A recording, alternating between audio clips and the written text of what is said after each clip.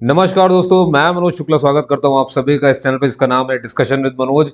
और जैसा कि आपको पता है दोस्तों कि हम हमेशा यहां पर वैकेंसीज डिस्कस करते हैं, नौकरियों की बात करते हैं ताकि लोग नौकरियों में लग सकें, उन्हें वैकेंसीज के बारे में पता चल सके, वो उस फॉर्म को भर सकें और उसकी तैयारी करें और अपना जीवन सुधारें और अच्छा करें, अपने परिवार को सपोर्ट करें। बस यही एक काम है डिस्कशन विद मनोज में मेरा, जो कि मैं पूरे दिल से करता हूँ और लगातार आपके लिए कोई ना कोई अपडेट लाता रहता हूँ। और इस बार फिर से मैं आपके लिए यहाँ पर एक अपडेट लेकर के आया हूँ। आप देख भी सकते हो यहाँ पर टोटल 300 पोस्ट हैं।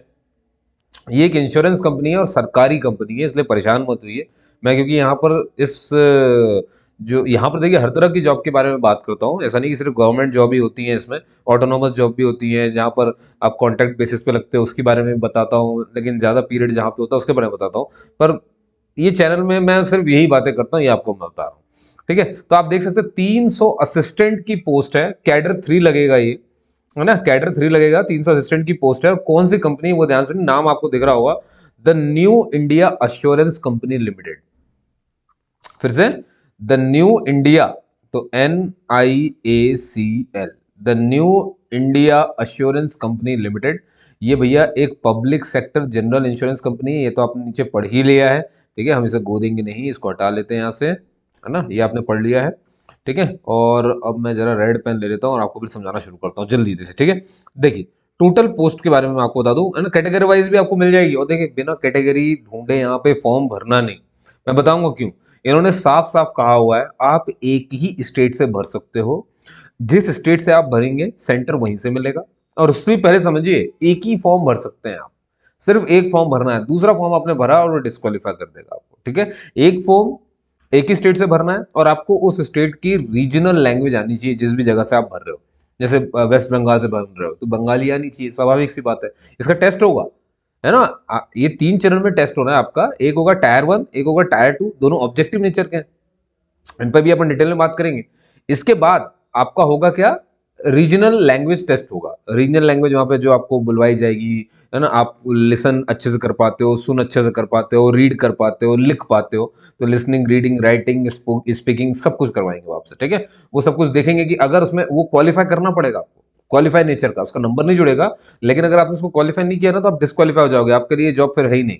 समझ गए। तो आप जहाँ पे जैसे महाराष्ट्र से आप भर रहे हैं तो मराठी आनी चाहिए आपको, तमिल से आप भर रहे हैं तो कुछ और तेलुगु हो गई, है ना। और जहाँ जहाँ से, क्योंकि हर स्टेट वाइज ये खुली हुई है, 300 पोस्ट हैं, तो याद रखना है भरने से पहले जरूर चेक कर लेना है कहाँ के लिए आप भरने जा रहे हैं, तो वहाँ की लैंग्वेज आपको आती है या नहीं आती है। क्लियर है। चलिए मैं रिपीट करता हूँ वापस से। तो भैया टोटल 300 पोस्ट है ना, टोटल 300 पोस्ट है। ठीक है, अभी ये फॉर्म खुला नहीं इसलिए भरने मत चले आना, ये स्टार्ट होगा एप्लीकेशन, है ना। एप्लीकेशन जो है वो स्टार्ट होगा आपका 1 फेब से। ठीक है, 1 फेब से स्टार्ट होगा ये। अभी तो सिर्फ ये 29 तारीख को इन्होंने नोटिफिकेशन जारी किया है, 29 जनवरी को। 1 फेब 2024 को आप इसका एप्लीकेशन स्टार्ट हो जाएगा। और एंड जो है ना, जो एंड है वो 15 फेब है, तो ज़्यादा समय इन्होंने दिया नहीं है, ये आपको ध्यान रखना है पहली चीज़। अच्छा, दूसरा आपको ये ध्यान रखना है कि आपकी फीस कितनी लगेगी भैया। तो देखिए अगर आप कोई और कैटेगरी है, देखिए क्योंकि SC के लिए, ST के लिए, इनके लिए छूट रहती है, तो इनके लिए 100 रुपये की एप्लीकेशन फीस है। और जो बाकी अदर्स हैं, अब जनरल वाले हो गए, EWS हो गए, OBC हो गए, सब के लिए भैया 850 रुपये। कितना है, 850 रुपये है। ठीक है, बाकी और मैं कैटेगरी वाइज आपको दिखा दूंगा किसको क्या देना है। पर आपको ये ध्यान रखना 300 असिस्टेंट की ये पोस्ट है टोटल और क्लास 3 में। ठीक है, सिलेक्शन आपका कैसे होना है, देखिए सिलेक्शन क्राइटेरिया जो है वो भी मैं यहाँ पे लिख देता हूँ कि सिलेक्शन क्राइटेरिया ये इस तरह से है कि पहले आपका होगा टायर 1। ठीक है, टायर 1 पूरा ऑब्जेक्टिव है ना। टायर 1 इसमें 3 सेक्शन है, 3 सेक्शन में बटा हुआ है। कौन से वो 3 सेक्शन में वो भी बताता हूँ आपको। देखिए एक इसमें न्यूमेरिकल एबिलिटी है, एक रीजनिंग हो गई और एक इंग्लिश हो गई। 1 घंटे का पेपर है ना, मात्र 1 घंटा मिलना है आपको। 60 क्वेश्चन है, 60 मार्क्स के हैं। ठीक है, ये भी बिल्कुल फिक्स है इसमें। तो और याद रखना हर सेक्शन में आपको पास होना पड़ेगा। ओवरऑल तो पास होना ही है और हर सेक्शन में भी पास होना पड़ेगा। और इसके मार्क्स नहीं जुड़ेंगे मेरिट में, मेरिट में आपके जो मार्क्स जुड़ेंगे ना वो सिर्फ मेंस के जुड़ेंगे, जिसमें 5 सेक्शन आएंगे। ठीक है ना, और वो कितने घंटे का होगा भैया, वो 2 घंटे का। ये 60 मिनट का है, ये कितने का है, ये 60 मिनट का है। 60 क्वेश्चन वगैरह आ रहे हैं इसमें, तो आप समझ चुके होंगे। अच्छा नहीं, 60 क्वेश्चन, 60 नहीं है, सॉरी, क्वेश्चन तो 100 रहेंगे टोटल, है ना। मार्क्स बेटा मैं बता दूं, 100 मार्क्स का है ये, और वहाँ पर 100 क्वेश्चन ही आने वाले हैं। ठीक है, 1 घंटे में आपको 100 क्वेश्चन करने हैं, 100 मार्क्स के हैं, और 3 सेक्शन में बटा हुआ है ये। सर अभी 3 सेक्शन कौन कौन से हैं वो हम धीरे धीरे समझेंगे, है ना, ज़्यादा हौश-पौश ना करते हुए। तो मैं आपको पहले टायर 1 के बारे में बता देता हूँ। देखिए टायर 1 में कौन कौन से हैं। एक आपका इंग्लिश का सेक्शन है, पहला, ये आपको ध्यान रखना है। इसमें 30 क्वेश्चन है, 30 मार्क्स के, याद रखोगे 30 क्वेश्चन है, 30 क्वेश्चन है, 30 मार्क्स के हैं, लेकिन आपको मिनट जो टाइम मिलेगा वो 20 मिनट है। ठीक, तो इसका ध्यान रखना है। इसके बाद आप देखोगे न्यूमेरिकल एबिलिटी, इसका मतलब क्या है बेटा, न्यूमेरिकल एबिलिटी, और एक आपकी आएगी रीजनिंग। ठीक है, इसके दोनों के 35 क्वेश्चन, इसके दोनों के 35 क्वेश्चन है, और दोनों के लिए टाइम सेम है। इसके लिए भी 20 मिनट ही मिलेगा, और इसके लिए भी आपको 20 मिनट ही मिलेगा। ठीक है, तो ऐसे टोटल आप देखो 20 1 घंटा हो गया आपका। अब मैं आपसे ये कह रहा था कि आपको इंग्लिश में भी अलग से पास होना पड़ेगा, न्यूमेरिकल एबिलिटी में भी अलग से पास होना पड़ेगा। इस सेक्शन में, इस टेस्ट में भी, ये जो 3 टेस्ट है ना, 3 सेक्शन है जो, इसमें अलग अलग सब में आपको कट ऑफ इनके खुद के भी, यानी इंग्लिश का भी कट ऑफ क्लियर करना पड़ेगा। 30 में से जो भी कट ऑफ उनका बनेगा, है ना, ऐसे ही 35 में से जो कट ऑफ बनेगा वो क्लियर करना पड़ेगा। तो सेक्शन वाइज तो पास होना, मतलब एक भी सेक्शन में अगर आप कम रह गए, 2 में पास हो, 1 में कम है, तो आप पास नहीं हो। आपको तीनों में पहले तो पास होना है। अब इसके बाद क्या होता है, तीनों में पास तो हो गए, फिर ये देखेंगे कि ओवरऑल 100 में से भी एक कट ऑफ तय करके रखेंगे कि इतना कट ऑफ होना चाहिए। बात समझ में आ गई, फिर वो भी टच होना चाहिए। मान लो जैसे कट ऑफ रखा गया 70 हो गया, अब आप सब में तो पास हो गए, लेकिन आपके नंबर है 69, तो आप पास नहीं हुए, आपका नहीं निकला प्री। मेरी बात आपकी समझ में आ गई होगी कैसे काम करता है। ठीक है, तो ये थोड़ा सा ध्यान रखना है। तो अब देखिए अगली सीढ़ी यही है कि जो लोग इसको पास कर लेंगे, है ना, जो लोग इसे क्वालिफाई कर लेंगे, उन्हीं को बुलावा आएगा टायर 2 के लिए। अच्छा, ये पूरा पेपर जो है ये ऑब्जेक्टिव है ना, ऑब्जेक्टिव है, यानी एमसीक्यू मिलेगा आपको वहां पे, है ना, मल्टीपल चॉइस क्वेश्चन जो होता है। अब ये जो टायर 2 है ये भी आपका ऑब्जेक्टिव ही है ना, ये टायर 2 जो है ये भी ऑब्जेक्टिव है। इसमें 5 सेक्शन है, ऊपर वाले में 3 सेक्शन थे, इसमें कितने हैं, 5 सेक्शन है। उसके लिए 1 घंटा मिला था, इसके लिए मिलेंगे 2 घंटे। ठीक है, और भाई अब कितने क्या प्रश्न है तो वो मैं बता देता हूँ। देखो 200 प्रश्न रहेंगे, है ना, 200 ही प्रश्न, शायद मैं और नीचे अच्छे से बता दूंगा आपको, परेशान ना हो आप। ठीक है, और 250 नंबर का है भाई, 250 तो ये नंबर का है ना, इसको कहाँ लिख दूं मैं, 250 मार्क्स का है। ठीक है, अब ठीक है, मत परेशान हो, उसमें मैं दिखा दूंगा अभी आपको। तो टायर 2 5 सेक्शन। अब सर 5 कौन से होंगे, देखो 3 तो यही सेक्शन रहेंगे, इंग्लिश, न्यूमेरिकल एबिलिटी और रीजनिंग। ठीक है, 2 सेक्शन जो इसमें एक्स्ट्रा जुड़ते हैं, 3 तो आपको वही मिलेंगे, 1 2 3, है ना, एक इंग्लिश हो गई, एक न्यूमेरिकल एबिलिटी होगी, एक रीजनिंग होगी। एक मिलेगा आपको क्या, सीके। सीके क्या है सर, कंप्यूटर नॉलेज। एक मिलेगा आपको जीके, अब जीके कह लो या जीए कह लो, जो भी कहना चाहो, जीके या चाहे ए कह लो, जनरल अवेयरनेस, जनरल नॉलेज। ठीक है, करंट अफेयर ही है मेन, तो ये करंट अफेयर है, तो सीए कह सकते हो आप इसे। तो भैया ये 5 सेक्शन बनेंगे वहां पे, सारे के सारे 50-50 नंबर के हैं, तो हो गए 50-50 कितने, 250 नंबर के हो गए, समझ गए ना। और क्वेश्चन शायद 200 है कि 250 में अभी चेक करके बता दूंगा ना, उसमें कंफ्यूजन हो रही है मुझे, पर ठीक है कोई बात नहीं, आपको तो मैं स्लाइड दिखाऊंगा अभी, मैं ओवरऑल बता देता हूँ यहाँ पर क्या कैसा है। ठीक है, तो ये हो गया। इसमें भी आपको हर सेक्शन में पास होना पड़ेगा, 2 घंटा टोटल, है ना, 2 घंटा टोटल है, सब में पास होना है, ये तो आप समझ गए। इसके बाद, और इसमें तो ज्यादा नंबर लेकर आओ, क्योंकि यही इसी के मार्क्स जो है मेरिट में चढ़ेंगे। जब आप ये पास कर लेंगे तो इसके बाद, है ना, इसके बाद होगा आपका रीजनल लैंग्वेज टेस्ट, RLT। ठीक है, उसमें आपको लिसनिंग, स्पीकिंग, अब ये छुप गया होगा शायद, है ना, जो भी रीजनिंग सब चेक कर लेंगे उसमें कि क्या क्या कैसा है। बात समझ में आ गई मेरी, बहुत बढ़िया। ये हो गई ये सारी बातें। अब रहा सर एज क्या रहेगा, एज क्या रहेगा, एज भी बता दीजिए थोड़ा सा। तो देखो एज का क्राइटेरिया कुछ ऐसा है कि जनरल वालों के लिए है, बाकी छूट मिलती है। जैसा अभी जनरल वालों के लिए क्या बताया, तो देखो मिनिमम है 21 और मैक्सिमम है 30, ये हो गया जनरल कैटेगरी। अब देखो आपको पता है कि SC ST वालों को 5 साल की छूट मिलती है, ओबीसी नॉन क्रीमी लेयर, ध्यान रखना, ओबीसी क्रीमी लेयर को नहीं मिलती, ओबीसी नॉन क्रीमी लेयर को 3 साल की छूट मिलती है। एक्स सर्विसमैन और इन सबको भी मिल रही है 3 साल की, और ऐसी विडोज वगैरह को 5 साल की मिल रही है। ये सब ये तो फिर धीरे धीरे और आप समझ सकते हो वहाँ पर। ठीक है, फॉर्म भरने जाओगे तो पता चली जाएगा आपको, क्लियर है कहानी। बाकी आपको मालूम है कि ये बैंकिंग वाला है, तो आपको अपनी पासपोर्ट साइज फोटो रेडी रखनी है, जो 3 महीने से ज़्यादा पुरानी ना हो, उसमें डेट लिखा हो, नाम लिखा हो। आपको साइन स्कैन करके डालना पड़ता है कि ये अपना इंग्लिश में लिखवाते हैं, इसमें नाम पहले लिखना पड़ता है, वो आपको डालना पड़ता है। तो ये तो आपने बहुत बार सुना है मुझसे, पर फिर भी मैं आपको बताता हूँ। अब देखिए, अब जो मैं स्लाइड ऊपर करने जा रहा हूँ, तो आपको सिलेक्शन क्राइटेरिया बता दिया, एज बता दिया, कैसे क्या होना है, ठीक है, पोस्ट बता दी, कब एप्लीकेशन स्टार्ट हो रही है बता दिया, फीस बता दी। अब देखते हैं कि सर कैटेगरी वाइज क्या जरूरी है ये देखना, बिल्कुल जरूरी, आंख मूंद के भर मत देना। जैसे देखो मैं बताता हूँ आपको, मैं एक एग्जांपल लेता हूँ, ये देखो यहाँ पर आप देखोगे, ये जो लिस्ट दिख रही है ना आपको पीडीएफ, ये स्टेट और यूनियन टेरिटरी यहाँ लिखी हुई है, ये उनके लैंग्वेज लिखे हैं जो आपको आने चाहिए, ये कैटेगरी है एससी एसटी की कितनी पोस्ट है, नीचे आपको ओबीसी कितनी है, इकोनॉमिक वीकर सेक्शन, ये जनरल वाले होते हैं, बस ये थोड़े से मतलब इकोनॉमिकली बैकवर्ड होते हैं इसलिए ईडब्ल्यूएस में आते हैं, और ये जनरल वाले हो गए प्योर, टोटल सीट यहाँ बता देंगे। और ये PWD person with benchmark disability, जहाँ कहा जाता है कि कम से कम आपके पास जो अपंगता है वो 40% मिनिमम होनी चाहिए, तभी उन्हें दिव्यांग माना जाता है, वरना उन्हें दिव्यांग नहीं माना जाता है। ये एक्स सर्विसमैन के लिए हो गया है ना, और ये एक्स्ट्रा जो भी है। अब देखो मैं एक एग्जांपल लेता हूँ आपसे, जैसे कि आप समझो मध्य प्रदेश, जैसे मैं मध्य प्रदेश का हूँ, ठीक है, मध्य प्रदेश में भोपाल से हूँ मैं। अगर मैं मध्य प्रदेश से हूँ, अगर मैं ये फॉर्म भरता, तो मेरे को लोकल लैंग्वेज देख रहा हूँ यहाँ की क्या मानी जा रही है, हिंदी, हिंदी आनी चाहिए, नहीं कि आप सोचो कहीं और की हमें कुछ बोलनी, नहीं, हिंदी लिखा ना, लैंग्वेज ये पता होना चाहिए, अभी लिखना सुनना सब आना चाहिए, तो आसान काम हो गया यहाँ पे। वहीं देखो महाराष्ट्र के हो तो मराठी आपको रीजनल लैंग्वेज टेस्ट में देनी है। तो मैं अभी बात करता हूँ, जैसे मान लो मैं हिंदी, ये तो मध्य प्रदेश का हूँ मैं, तो मैंने फॉर्म भरा, अब मेरी कैटेगरी कौन सी, मेरी जनरल कैटेगरी है। तो मैंने देखा जनरल वाला कॉलम तो ये रहा, तो जनरल में ये रहा 4 पोस्ट है टोटल, मतलब मैं सिर्फ 4 पोस्ट के लिए लड़ सकता हूँ। तो आप देखो 300 तो एक छलावा है ना, मैं सिर्फ कितने के लिए फाइट कर सकता हूँ, 4 के लिए, क्यों, क्योंकि उन्होंने लिमिट बांध दी, आप एक ही स्टेट के लिए अप्लाई कर सकते, दूसरे किसी स्टेट के लिए अप्लाई नहीं कर सकते, मतलब सिर्फ मैं यही फाइट कर सकता हूँ। अब सोचो जरा, मध्य प्रदेश से कोई ओबीसी वाला भरना चाहे, तो ओबीसी वाला क्या अपनी कैटेगरी से भर पाएगा, क्योंकि उसकी पोस्ट तो कितनी है, 0 है, तो वो नहीं भर पाएगा। तो क्या ये बिल्कुल नहीं भर सकते, भर सकते हैं।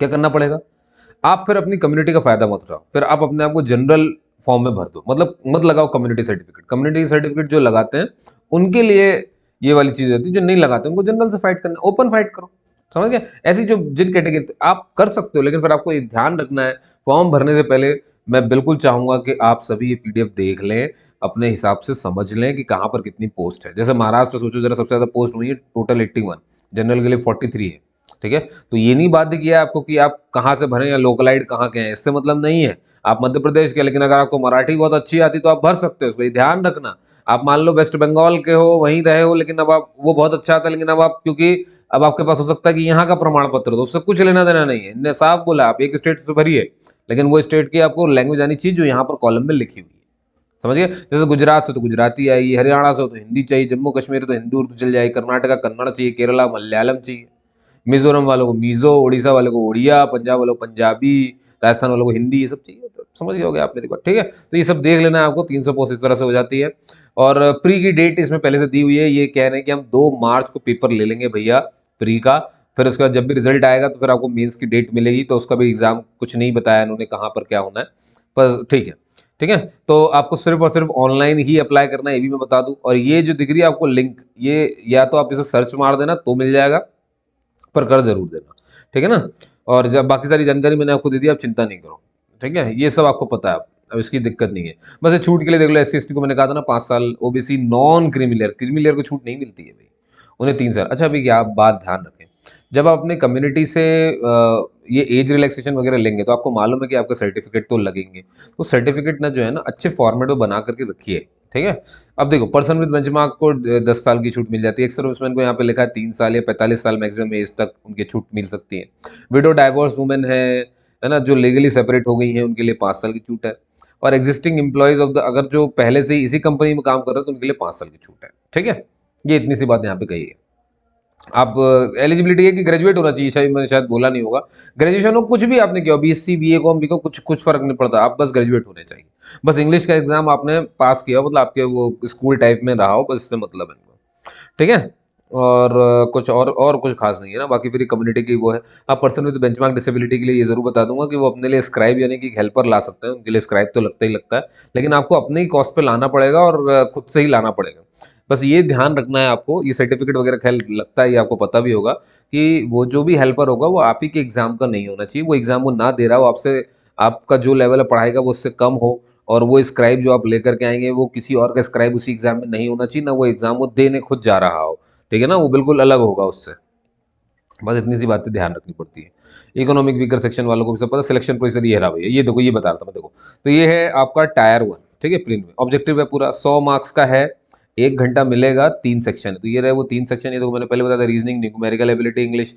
30 क्वेश्चन इंग्लिश के हैं, 35 आपके रीजनिंग और मैथ्स के हो जाएंगे। तो देखो यहाँ पे मार्क्स भी वैसे ही, जितने क्वेश्चन उतने ही मार्क्स, तो 100 मार्क्स, 100 क्वेश्चन, मिनट 60, सबके लिए 20-20 ही है। ठीक है, ये याद रखना था आपको। और यहाँ साफ साफ बोला आपको क्वालिफाई करना पड़ेगा ईच टेस्ट में, ठीक है, और फिर ओवरऑल भी पास करना पड़ेगा उसको। जैसे ही वो लोग पास करेंगे जो लोग, तो देखो हाँ 250 नंबर का, ये मैं सही कह रहा था, और 200 प्रश्न ही, मैंने बिल्कुल सही जानकारी दी आपको। ठीक है ना, 200 क्वेश्चन हैं और 250 टोटल मार्क्स हैं। ठीक है, हर सेक्शन मतलब 50-50-50-50, 5 सेक्शन है ना इसमें, ये देखो, और 2 घंटा भी तो मिल रहा है तुमको। ठीक है, तो हर सेक्शन जो है ऐसा बटा। तो देखो इंग्लिश, रीजनिंग, न्यूमेरिकल एबिलिटी पता था, ये देखो सी के आ गया, जनरल नॉलेज, और ये जी के आ गया, जनरल अवेयरनेस, करंट अफेयर, कुछ भी बोल लो भाई, फर्क नहीं पड़ता। बात समझ में आ गई बच्चों, है ना। तो ये थी कुछ जानकारी। पेनल्टी है, देखिए ध्यान रखिए, नेगेटिव मार्किंग रहेगी, 1/4 मार्क्स कट जाएंगे आपके, गलत आंसर इसीलिए टिक नहीं करना है आपको। ठीक है, और इसके बाद बाकी इन्होंने बताया है कि भैया हम ये बायोमेट्रिक वगैरह करेंगे, तो वो तो सब वहीं वो लोग खुद करते हैं, वो आपको नहीं करना है कुछ भी, वो आपका हेडेक नहीं है।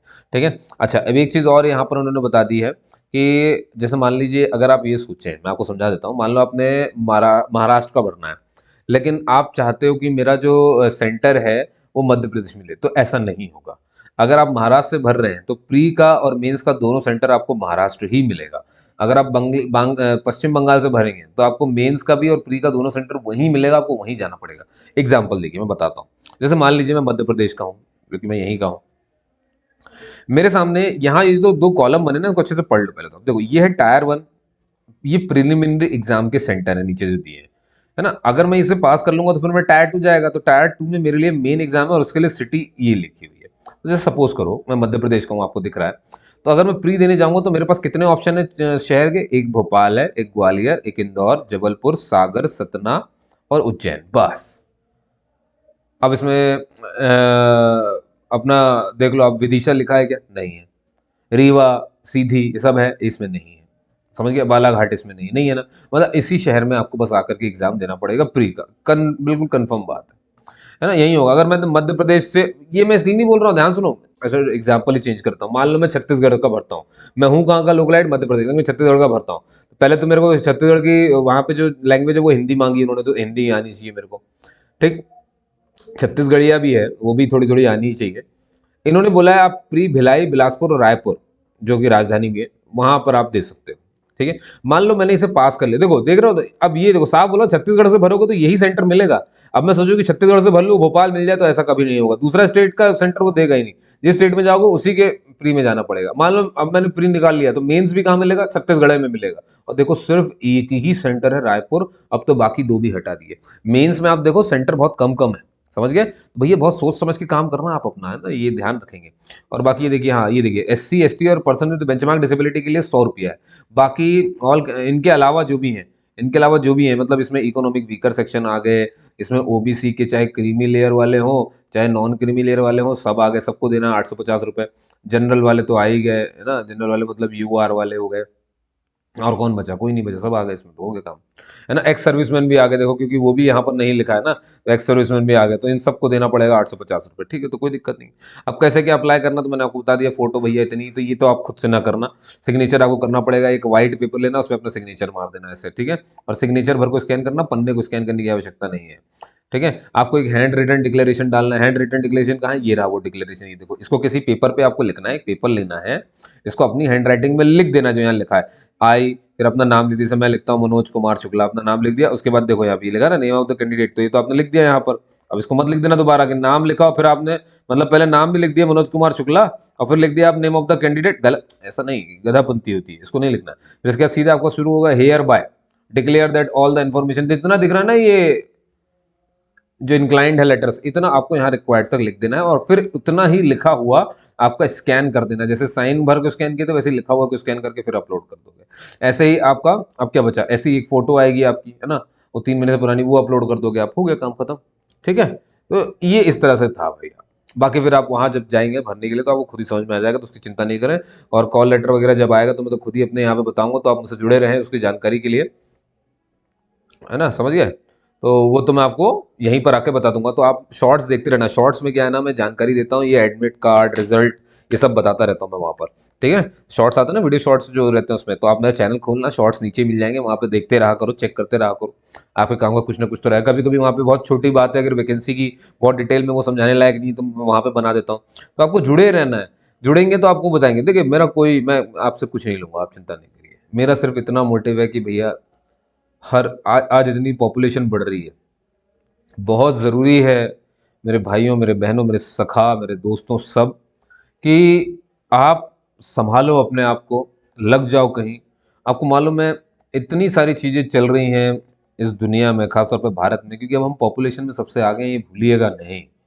तो नौकरी क्यों ज़रूरी है, क्यों नहीं, इस पर हम बातचीत नहीं करेंगे।